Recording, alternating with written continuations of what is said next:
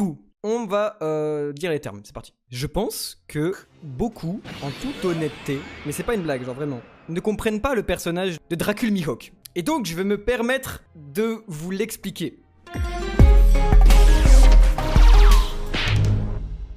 Dracul Mihawk, avant d'être un personnage, on va dire que c'est un objectif. Et c'est très important de le comprendre. Comme par exemple Goldie Roger, avant d'être un personnage, est un titre. Du coup, ça va être les objectifs des deux personnages principaux de l'œuvre.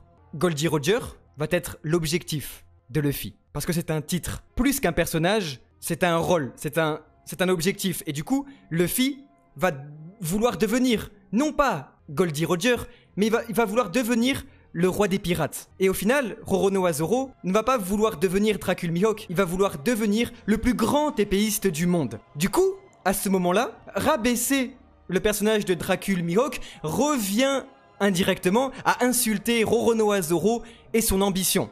Parce que le but de Dracul Mihawk dans tout One Piece, c'est de représenter quelque chose de très important dans l'esprit shonen et neketsu, qui est l'inaccessibilité.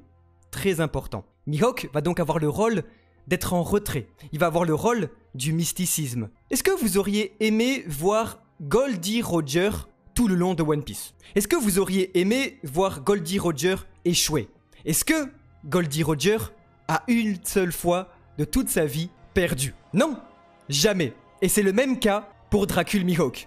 C'est ça qui est très important. Il faut bien comprendre ça, c'est que Dracul Mihawk n'a jamais perdu de toute sa vie. Il ne perdra jamais. Il perdra une seule et unique fois, et ce sera contre Roronoa Zoro. C'est bien ça qu'il faut comprendre. Et du coup, le comparer indirectement à des personnages qui sont à un rang bien plus bas que lui, par exemple le personnage de Vista qu'il a rencontré à Marineford, c'est faire le jeu d'Eiichiro Oda. Et je trouve ça assez émouvant de voir beaucoup de gens se tromper dessus, parce que c'est ce que veut l'auteur. L'auteur, il veut nous montrer un prédateur, il veut nous montrer un rapace haut dans le ciel qui n'a pas d'autre choix que de regarder les autres de haut. Et donc forcément, quand un grand épéiste, Vista, commandant de Barbe Blanche, vient s'opposer à lui, c'est pas le faucon qui est fier, c'est la rose qui est fière. Elle est contente de s'opposer, elle est contente d'être là, et du coup, elle se dit « Oh, je vais le défier, je vais me mesurer à quoi ? À l'inaccessibilité. » Et du coup, on voit dans ce combat, on voit dans l'écriture du maître que Dracul Mihawk, dans ce combat, ne va pas être intéressé. Parce qu'encore une fois, il n'y a pas de la fierté à affronter quelqu'un qui est beaucoup plus faible que soi.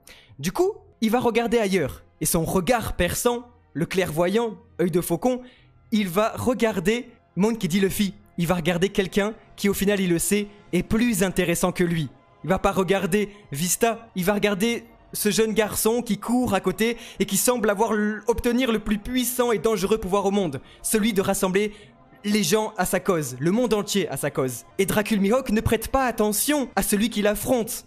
Dracul Mihawk est juste là pour faire acte de présence et regarder ce qui l'intéresse. Dracul Mihawk, ce qu'il a toujours voulu, c'est seulement la tranquillité. Mais il est obligé, pour avoir la tranquillité, d'obtenir le rang de Shichibukai. Et le rang de Shichibukai l'oblige à répondre à des ordres. Ces ordres, ça va être ceux de venir à des réunions par la marégeoise et venir défendre le gouvernement, défendre la marine. C'est pour ça qu'ils sont payés, c'est pour ça qu'ils ont l'immunité politique. Du coup, Dracul Mihawk était obligé, il était obligé de venir sur Marineford. Il était obligé d'être présent, mais il n'était pas là pour se battre. Alors ouais, il y avait un deuxième empereur à Marineford. Mais lui, contrairement à Barbe Blanche, il était beaucoup plus discret. Il était là seulement pour regarder, pour observer, et du coup, comme Vista avec lui-même, se mesurer à quelqu'un de plus fort. Et c'est pour ça, il lance seulement une attaque. Il se demande, il se dit, mais qu'est-ce qui me sépare de ce mec, de cette légende? Donc on le sait tous, que Barbe Blanche n'avait pas d'égal. Barbe Blanche, il était au-dessus de tout le monde. Du coup, Dracul Mihawk, qui lui, au-dessus de tous les épéistes, se demande qu'est-ce qui vaut face à la légende. Et alors on remarquera un pattern, on remarquera un schéma chez Eiichiro Oda qui, pour son personnage qui est censé représenter l'inaccessibilité, le retrait, un être quasi divin dans le manga, un pattern de Dracul Mihawk qui va arriver, qui va faire une dinguerie et qui va partir. Que ce soit au Baratie, à Marineford ou même dans le film Stampede. Il arrive, il coupe le monde en deux et il s'en va.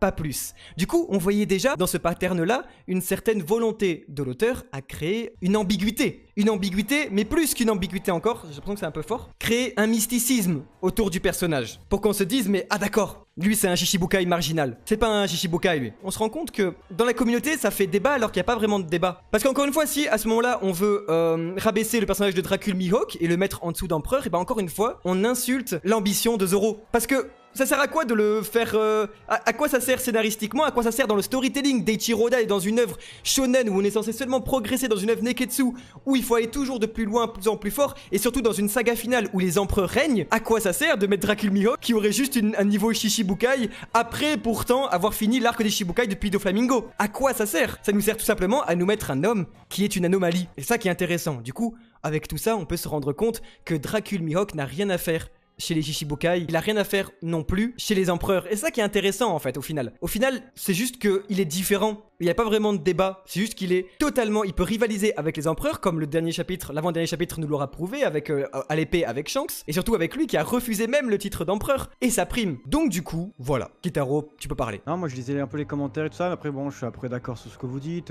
parce que j'aime bien la vérité. De toute manière, Mihawk en fait, ce qui me fait beaucoup rire, c'est que je crois que c'est juste une sorte de phénomène de mode de la communauté qui s'ennuie un peu de temps en temps, et c'est toujours drôle. En ce moment, la communauté, elle s'articule autour de vannes, de sessions pour se moquer, tout ça. Personne pense vraiment que Mihawk n'a pas le niveau empereur en fait. Genre personne ne le pense pour de vrai. Même ceux qui disent le contraire, c'est juste parce qu'ils veulent s'amuser à débattre, tout ça, et pour rendre la communauté très vivante. Tant mieux, mais en attendant, c'est un fait en fait, c'est comme ça, et c'est tant mieux en fait. De toute manière, il faut se demander qu'est-ce qu'on a envie de voir dans One Piece, hein, et où est-ce que le manga doit nous amener. Je pense que il faut être soit très jeune et ne pas avoir lu One Piece depuis le début, soit vraiment, je pense que c'est 90% du cas pour la communauté, c'est juste en fait les gens ils aiment bien débattre en fait, parce que tout le monde le sait. Tout le monde le sait en fait que Mihawk, si vous voulez, il a le niveau d'un empereur entre guillemets, et puis encore une fois, les niveaux dans One Piece ça n'existe pas, et Shiroda il a pris le temps de créer des castes, mais qui sont très hétéroclites, c'est-à-dire que les Shichibukai, les empereurs, ils ont pas tous le même niveau entre eux, les amiraux n'ont pas le même niveau entre eux, etc. Donc je pense que très clairement, ce qui est important juste à noter là-dedans, c'est que la communauté c'est bien si elle reste vivante et tout, et c'est top. Ah mais grave, mais oui, hein. Personne se dit vraiment oui Mihawk il a le niveau Vista et tout, enfin c'est des gens qui font ça, c'est juste des gens qui veulent faire un peu d'humour quoi. Oui, voilà. Ou alors il faut vraiment ne pas avoir lu One Piece du tout en fait, ne pas connaître One Piece. En fait, ça me fait rire parce que quand on avait sorti la vidéo, on disait que Mihawk était niveau empereur il y a un peu moins d'un an là. Et ben, les gens ils nous disaient qu'à Marineford c'était pas possible, autrement, Barbe Blanche c'était un assaut suicidaire. Mais enfin, après, il faut juste apprendre à ouvrir les yeux et ouvrir les pages d'un manga, où quand Sengoku il dit que la marine a une supériorité numérique énorme sur Barbe Blanche. Mais au final, les termes sont dits en fait. Voilà, on remarque même que on a le même schéma avec Hancock. Après aussi, on remarquera aussi un truc, c'est que à dernière nouvelle, Barbe Blanche il a perdu, voilà. Non mais surtout que au final, Hancock là, on se remarque qu'elle a une prime de 1,6 milliard de berries, ce qui est monumental. En fait, je crois que vous vous rendez pas compte. Katakuri, vous vous rappelez de Katakuri, de Onishan, avec sa prime monumentale et tout, il avait seulement 1 milliard en fait. Donc, on se rend compte que du coup, Hancock, elle est monstrueuse. C'est une des femmes les plus fortes du monde, c'est la deuxième femme la plus forte du monde. Et pourtant, elle était à Marineford. Et pourtant, on remarque qu'elle aussi, elle ne prend pas parti, comme Mihawk. Et donc Eiichiro Oda, il est intelligent. C'est pour ça qu'il nous mettait des personnages qui au final n'en avaient rien à foutre. Vous vous rendez compte, Tito Flamingo, il avait éveillé son fruit, il avait fait une birdcage à Marineford et tout. Il faut bien comprendre que les Shichibukai, ils en ont rien à branler en fait. Donc oui, il y avait... Surtout que les Shichibukai, il faut rappeler que c'est vraiment des empereurs qui ont échoué quoi. Ils en ont rien à foutre, ils suivent personne, ils écoutent personne. Et Doflamingo, il était là juste pour s'amuser. Il donne son discours, il défonce Odd. Boa qui est juste là pour aider Luffy coûte que coûte. Mihawk qui est juste là pour se mesurer à Barbe Blanche et voir un peu la chose et tout. C'est tout en fait, ils sont juste là pour s'éclater. En fait, ils sont convoqués. Hancock, à dernière nouvelle, tout ce qu'elle a fait, c'est donner des coups de pied pour protéger Luffy. Et elle one-shot des pacifistas. Enfin, maintenant, le monde de One Piece, il a tellement évolué. Mais juste ce qu'elle a fait à la tête d'un pacifista, je m'en souviendrai toute ma vie. C'est-à-dire que, genre, rappelez-vous, 2 ans plus tard, après l'entraînement absolument déchirant de Luffy et tout ça, il fait ce qu'a fait Hancock 2 ans avant lui. Au final, on se rend compte que du coup, oui, il y avait un autre niveau empereur en face de Barbe Blanche. Il y avait Mihawk, et c'est tout, c'est comme ça, faut l'accepter. Ça qui rend encore le manga encore plus beau. Barbe Blanche, il connaît toute la géopolitique de One Piece bien avant que Mihawk soit né. Donc est-ce qu'il en a rien à foutre que les Shichibukai soient là-bas, parce qu'il sait très bien que dans tous les cas, ils vont pas être sérieux. Aucun corsaire n'était sérieux à Marineford. Comprenez-le bien, c'est très important. Imaginez encore une fois si Mihawk avait fait sa dinguerie. Ça dépend du moment. Par exemple, Moria quand il contre Jinbei et Moria sont sérieux. En soi, ils sont sérieux que quand ils s'affrontent quelqu'un de plus fort. Mais sinon, on voit bien qu'ils s'amusent tous. Ils sont pas là pour défendre leur place, ni pour défendre leur image ou quoi. Ils s'en foutent total en fait. Et d'ailleurs, Mihawk il se casse vite. Hein, je veux dire, voilà. Tout ça pour vous dire que c'est très important de constater ça et que ça rend encore, je trouve au final, les rapports de force ambigus de Shiro Oda encore plus intéressants.